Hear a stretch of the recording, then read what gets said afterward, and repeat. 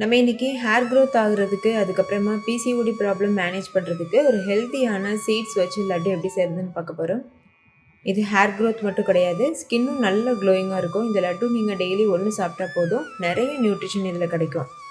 இது நீங்கள் ஒரு டைம் செஞ்சு வச்சுட்டு ஸ்டோர் பண்ணி வச்சு சாப்பிட்டுக்கலாம். ஹாய் ஃப்ரெண்ட்ஸ், என் பேர் Abhi. Welcome to Indian recipes Tamil. வீடியோக்குள்ளே போகிறதுக்கு முன்னாடி நம்ம சேனல் இந்தியன் ரெசிபீஸ் தமிழை சப்ஸ்கிரைப் பண்ணிக்கோங்க. கூடவே இருக்க பெல் சிம்லையும் கிளிக் பண்ணிக்கோங்க.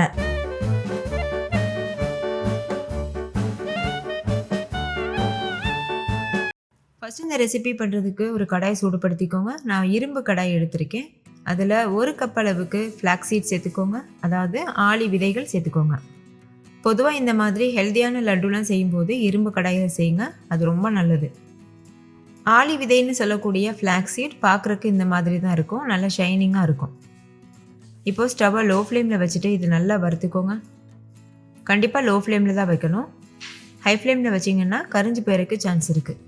நம்ம எள்ளெல்லாம் வறுக்கும்போது எள்ளு படபடன்னு பொரியும்ல, அந்த மாதிரியே இதுவும் பொரிய ஆரம்பிக்கும். அந்த ஸ்டேஜில் நம்ம ஸ்டவ் ஆஃப் பண்ணிடணும். இப்போ பார்த்தீங்கன்னா தெரியும், நல்ல படபடன்னு பொரியுது பாருங்கள். இது கரெக்டான பக்குவம். இந்த ஸ்டேஜில் ஸ்டவ் ஆஃப் பண்ணிவிட்டு வேற ஒரு பாத்திரத்துக்கு மாற்றிக்கோங்க. ஒரு அகலமான பிளேட்டுக்கு மாற்றிடுங்க. மாற்றிட்டு இது நல்லா பருத்தி விட்டுக்கோங்க. பருத்தி விட்டுட்டு இது நல்லா ஆற வச்சுக்கோங்க. மீதம் இருக்க எல்லா சீட்ஸும் நம்ம வறுத்துட்டு இதே பிளேட்டில் தான் போட்டுக்கணும். இப்போ அதே பேனில் 1 கப் அளவுக்கு பூசணி விதைகள் சேர்த்துக்கோங்க. கூடவே 3/4 கப் அளவுக்கு சாரப்பருப்பு சேர்த்துக்கோங்க. சாரப்பருப்பு எதுக்காக சேர்க்குறோன்னா ஒரு நட்டி ஃப்ளேவர் கொடுக்குறக்காக தான். ஏன்னா நம்ம சீட்ஸாக சேர்த்து செய்யும்போது சில பேருக்கு அது பிடிக்காது. அதுக்காக கொஞ்சம் நட்ஸ் இந்த மாதிரி சேர்த்து பண்ணோன்னா டேஸ்ட் நல்லாயிருக்கும். டேஸ்ட்காக மட்டும்தான் சாரப்பருப்பு சேர்த்துருக்கோம். நீங்கள் சாரப்பருப்புக்கு பதிலாக பாதாம் பிஸ்தா கூட சேர்த்துக்கலாம். இப்போ இதுவும் நல்லா வறுபட்டுருச்சு. ஸ்டவ் ஆஃப் பண்ணிவிட்டு ஃப்ளாக்ஸ் சீட் பிளேட்லேயே சேர்த்து போட்டுருங்க. இப்போ அதே கடாயில் 1 கப் அளவுக்கு சூரியகாந்தி விதை சேர்த்துக்கோங்க. சேர்த்துட்டு இது நல்லா ரோஸ்ட் பண்ணிக்கோங்க. லோ ஃப்ளேம்லேயே வச்சு லேசாக வாசனை வர வரைக்கும் வறுத்துக்கோங்க. இது வறுபடுறதுக்கு கொஞ்சம் டைம் எடுக்கும். மற்ற சீட்ஸ் சீக்கிரமாகவே வறுபட்டுரும், இது கொஞ்சம் டைம் எடுக்கும். இதுவும் லேசாக கலர் சேஞ்ச் ஆகிட்ட பிறகு அந்த சீட்ஸோடவே சேர்த்துட்டு நல்லா பருத்தி விட்டுருங்க.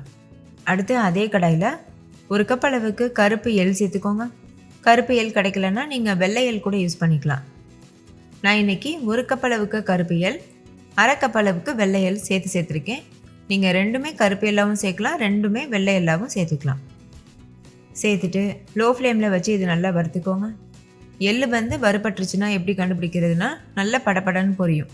அப்போ அது நல்லா வெந்துருச்சுன்னு அர்த்தம். இப்போ ஸ்டவ் ஆஃப் பண்ணிவிட்டு அதையும் அதே பிளேட்டுக்கு மாற்றிட்டு நல்லா இது போல் பருத்தி விட்டுருங்க. முழுமையாக சூடு ஆறட்டும். இப்போ நம்ம எல்லா சீட்ஸும் வறுத்தாச்சு, சூடும் முழுமையாக ஆறிடுச்சு. இது நீங்கள் லட்டுவாக தான் செய்யணும்னு கூட கிடையாது. உங்களுக்கு லட்டு ஷேப்பில் சாப்பிட பிடிக்கலைன்னா இப்படியே கூட நீங்கள் நல்லா வறுத்துட்டு நல்லா ஆற வச்சுட்டு இது போல் நல்லா மிக்ஸ் பண்ணிவிட்டு ஒரு ஏர்டைட்டான கண்டெய்னரில் போட்டு ஸ்டோர் பண்ணி வச்சுட்டு டெய்லி இதிலேருந்து ஒரு 2 டேபிள் ஸ்பூன் கிட்ட எடுத்து சாப்பிட்டுட்டே வரலாம்.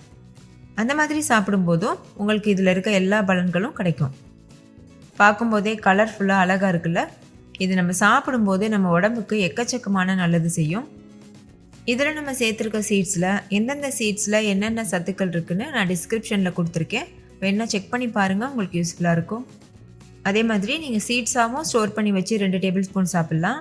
அப்படி இல்லைனா இதை நீங்கள் மிக்ஸி ஜாரில் போட்டு பொடி பண்ணிவிட்டு அந்த பொடியை நல்லா ஆற வச்சுட்டு அதை நீங்கள் ஸ்டோர் பண்ணி வச்சுட்டு கூட சாப்பிட்லாம்.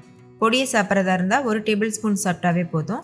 சீட்ஸாக சாப்பிட்றதா இருந்தால் 2 டேபிள் ஸ்பூன் சாப்பிட்டுக்கோங்க. இப்போ பாருங்கள், இது நல்லா அரைச்சாச்சு. இது ஹை ஸ்பீடில் வச்சு அரைக்கக்கூடாது. பல்ஸ் மோடில், லோ ஸ்பீடில் இந்த மாதிரி தான் வச்சு அரைச்சிக்கணும். ஏன்னா சீட்ஸ் நேச்சுரலாகவே ஆயில் ரிலீஸ் பண்ணும். நீங்கள் ஹை ஸ்பீடில் வச்சு அரைச்சிங்கன்னா நிறைய எண்ணெய் பிரிஞ்சு கொஞ்சம் பிசு பிசுன்னு ஆயிரும். அதோட டெக்ஸ்சர் அவ்வளோ நல்லா இருக்காது. அதனால் நான் இப்போ வீடியோவில் காமிச்சிருக்க மாதிரி குறப்பாக அரைச்சிக்கோங்க. அப்போ தான் சாப்பிடும்போது க்ரன்ச்சியாக இருக்கும், டேஸ்டியாக இருக்கும். இப்போ மறுபடிக்கும் நம்ம நட்ஸு சீட்ஸ்லாம் அரைச்ச அதே மிக்ஸி ஜாரில் கருப்பு திராட்சை சேர்த்துக்கோங்க. கருப்பு உலர் திராட்சை சேர்த்துக்கோங்க. அதாவது கிஷ்மிஸ் பழம்னு சொல்லுவோம்ல, அது 1/2 கப் அளவுக்கு சேர்த்துக்கோங்க. அப்படி இல்லைன்னா உங்களுக்கு எந்த அளவுக்கு தித்திப்பு வேணுமோ அந்தளவுக்கு நீங்கள் சேர்த்துக்கலாம். இப்போ இது எந்த அளவுக்கு முடியுமோ அந்தளவுக்கு அரைச்சிக்கோங்க. பாருங்கள், இந்த அளவுக்கு தான் இது அரைப்பட்டிருக்கு. நான் சீட்ஸோடு இருக்கக்கூடிய அந்த கருப்பு உலர் திராட்சை தான் எடுத்திருக்கேன். நீங்கள் விதை இல்லாத திராட்சை கூட எடுத்துக்கலாம். அப்படி இல்லைன்னா நீங்கள் ஒயிட் கலரில் மார்க்கெட்டில் அவைலபிளாக இருக்குல்ல, அந்த கிஸ்மிஸ் பழம் கூட யூஸ் பண்ணிக்கலாம். இப்போ இந்த அரைச்ச கிஸ்மிஸ் பழத்தை ஒரு அகலமான பாத்திரத்துக்கு மாற்றிக்கோங்க. அடுத்து 1.5 கப் அளவுக்கு கருப்பு டேட்ஸ் எடுத்துக்கோங்க. நான் வந்து சாஃப்ட் மெஜோல் வெரைட்டி எடுத்திருக்கேன். நீங்கள் என்ன டேட்ஸ் வேணாலும் எடுத்துக்கலாம். அதில் இருக்கக்கூடிய சீட்ஸ்லாம் நல்லா ரிமூவ் பண்ணிவிட்டு மிக்ஸி ஜாருக்கு மாற்றிடுங்க. மாற்றிட்டு இது எந்த அளவுக்கு முடியுமோ அந்த அளவுக்கு ஃபைன் பேஸ்ட்டாக அரைச்சி எடுத்துக்கோங்க.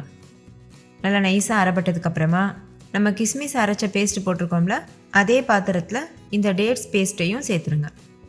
ஒருவேளை உங்களுக்கு டேட்ஸ் ஒழுங்காக அரைப்படலைன்னா 2 ஸ்பூன் அளவுக்கு நெய் சேர்த்து அரைச்சிங்கன்னா நல்லா நைஸாக மைய அரைஞ்சிரும். அப்படியும் அரைப்படலைன்னா நீங்கள் பொடியாக கட் பண்ணிவிட்டு கூட சேர்த்துக்கலாம், நல்லாயிருக்கும். இப்போ இதில் 1 டீஸ்பூன் ஏலக்காய் தூள் சேர்த்துக்கோங்க. சேர்த்துட்டு நம்ம அரைச்சி வச்சுருக்க நட்ஸ் அண்ட் சீட்ஸ் இருக்குல்ல, அதை சேர்த்துருங்க. இப்போ கை வச்சு இது நல்லா பிசைஞ்சிக்கோங்க. இது பிசைகிறது கொஞ்சம் கடினமாக தான் இருக்கும். நல்லா கை வச்சு இது போல் பரட்டி விட்டு பிசையணும். அப்படி இல்லைன்னா நீங்கள் இந்த எல்லா பொருட்களையும் மறுபடிக்கும் மிக்ஸி ஜாரில் போட்டு ஒரு பல்ஸ் மோடில் ஒரு 2 டைம் வச்சிங்கன்னா கூட அரைப்பட்டுரும். நான் வந்து கையிலேயே நல்லா மிக்ஸ் பண்ணி எடுத்துக்கிட்டேன். பாருங்கள், இந்தளவுக்கு நல்லா பிசைஞ்சாச்சு. இப்போ லட்டு பிடிக்கிற கன்சிஸ்டன்சியில் இருக்குது. ஒருவேளை உங்களுக்கு ட்ரையாக இருக்க மாதிரி இருந்ததுன்னா நெய் வந்து ஒரு 2 ஸ்பூன் 3 ஸ்பூன் அளவுக்கு சூடு பண்ணி சேர்த்துட்டு மிக்ஸ் பண்ணிக்கோங்க. ஆனால் நம்ம சேர்த்துருக்க அந்த டேட்ஸ் பேஸ்ட் அதுக்கப்புறமா கிஸ்மிஸ் பேஸ்ட்லேயே கொஞ்சம் ஈரத்தன்மை இருக்கும். அதுலேயே லட்டு பிடிக்கிறதுக்கு கரெக்டாக இருக்கும். எந்த அளவுக்கு பெரிய லட்டுஸ் வேணுமோ இல்லை சின்ன லட்டு வேணுமோ அந்த மாதிரி பிடிச்சிக்கோங்க. நான் வந்து ஒரு மீடியமான சைஸில் பிடிச்சிருக்கேன். இது வந்து ஒரு ஆள் சாப்பிட்றதுக்கு கரெக்டாக இருக்கும். இந்த லட்டுலாம் டெய்லி ஒரு லட்டு சாப்பிட்டுட்டு வரும்போது நிறைய விதமான ஹெல்த் பெனிஃபிட்ஸ் நம்மளுக்கு கிடைக்கும். சீட்ஸு நட்ஸ்லாம் பிடிக்காத குழந்தைங்களுக்கு கூட நீங்கள் இந்த மாதிரி செஞ்சு லஞ்ச் பாக்ஸில் ஸ்நாக்ஸ் பாக்ஸில் வச்சு கொடுத்து விடும்போது என்ஜாய் பண்ணி சாப்பிட்டுட்டு வருவாங்க. இதில் நம்ம இனிப்புக்காக வெல்லமோ சர்க்கரையோ எதுவுமே சேர்க்கல.